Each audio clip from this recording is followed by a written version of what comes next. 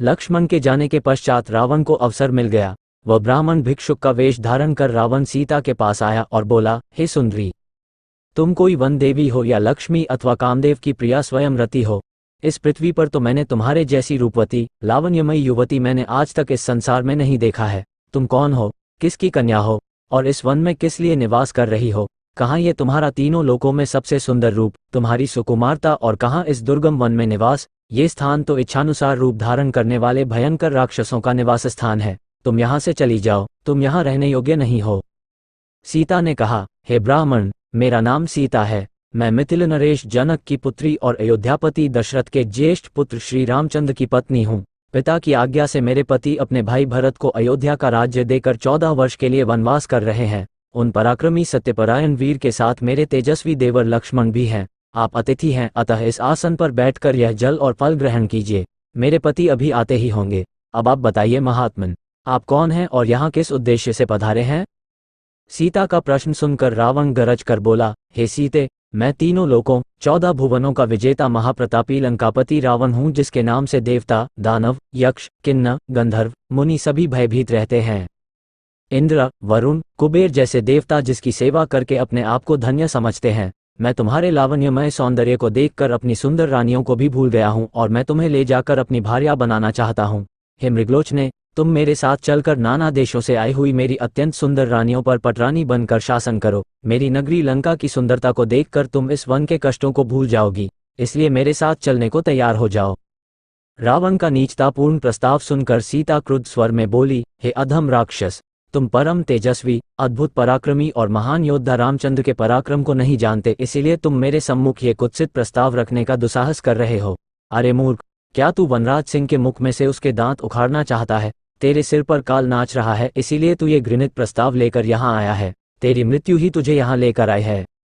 सीता के ये अपमानजनक वाक्य सुनकर रावण के अत्यंत कुपित हो गया। आंखें लाल करते हुए उसने कहा, सीते, तू मेरे बल और प्रताप को नहीं जानती। मैं आकाश में खड़ा होकर पृथ्वी को गेंद की भांति उठा सकता हूँ, अथाह समुद्र को एक चुल्लू में भरकर पी सकता हूँ। मैं तुझे लेने के लिए आया हूँ और लेकर ही जाऊंगा। ये कहकर रावण ने अपने ब्राह्मण वेश को त्याग कर विकराल रूप धारण कर लिया और दोनों हाथों से सीता को उठाकर अपने कंधे पर बिठा निकटवर्ती खड़े विमान पर जा सवार हुआ। इस प्रकार अप्रत्याशित रूप से पकड़े जाने पर सीता ने हा राम कहते हुए स्वयं को रावण के हाथों से छुड़ाने का प्रयास किया, परंतु बलवान रावण के सामने उनकी एक न चली। उसने उन्हें बांधकर विमान में एक ओर डाल दिया और तीव्र गति से लंका की ओर चल पड़ा। सीता निरंतर विलाप किए जा रही थी, हा राम, पापी रावण मुझे लिए जा रहा है। हे लक्ष्मण, तुम कहाँ हो? तुम्हारी बलवान भुजाएं इस समय इस दुष्ट से मेरी रक्षा क्यों नहीं करती? हाय, आज कैकेयी की मनोकामना पूरी हुई। इस प्रकार विलाप करती हुई सीता ने मार्ग में खड़े जटायु को देखा। जटायु को देखते ही सीता चिल्लाई, हे आर्य जटायु, देखो, लंका का ये दुष्ट राजा रावण मेरा अपहरण करके ले जा रहा है।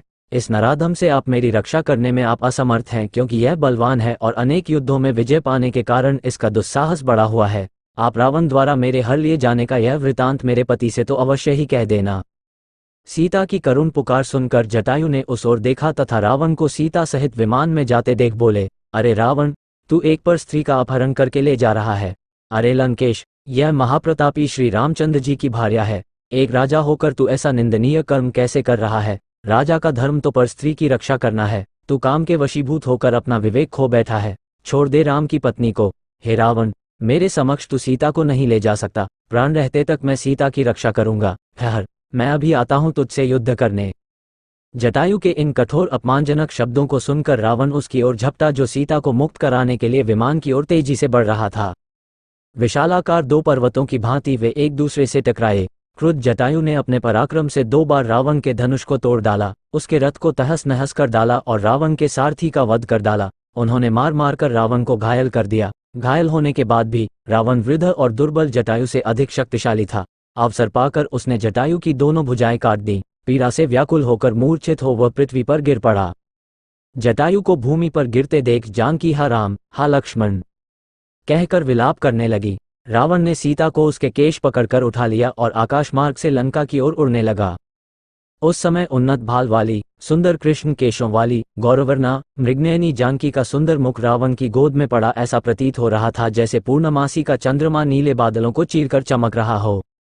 सीता का क्रंदन सुनकर वन के सिंह, बाघ, मृग आदि रावण से कुपित होकर उसके विमान के नीचे उसके पीछे पीछे दौड़ने लगे। पर्वतों से गिरते हुए जलप्रपात ऐसे प्रतीत हो रहे थे मानो वे भी सीता के दुख से दुखी होकर करुण क्रंदन करते हुए अश्रु बहा रहे हों।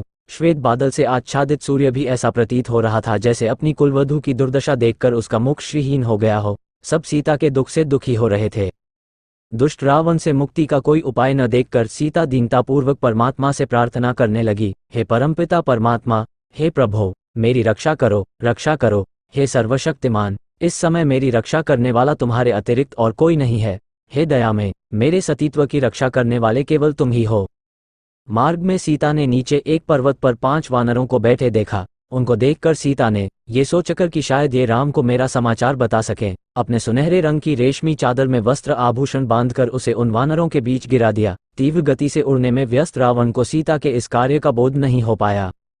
वनों, पर्वतों और सागर को पार करता हुआ रावण सीता सहित लंकापुरी में पहुंचा। वहां उसने सीता को मय दानव द्वारा निर्मित सुंदर महल में रखा और क्रूर राक्षसियों को बुलाकर आज्ञा दी, मेरी आज्ञा के बिना कोई भी इस स्त्री से मिलने न पावे। ये जो भी वस्त्र, आभूषण, खाद्य पदार्थ मांगे वह तत्काल इसे दिया जाए। इसे किसी भी प्रकार का कष्ट नहीं होना चाहिए और न कोई इसका तिरस्कार करे। अवज्ञा करने वालों को दंड मिलेगा।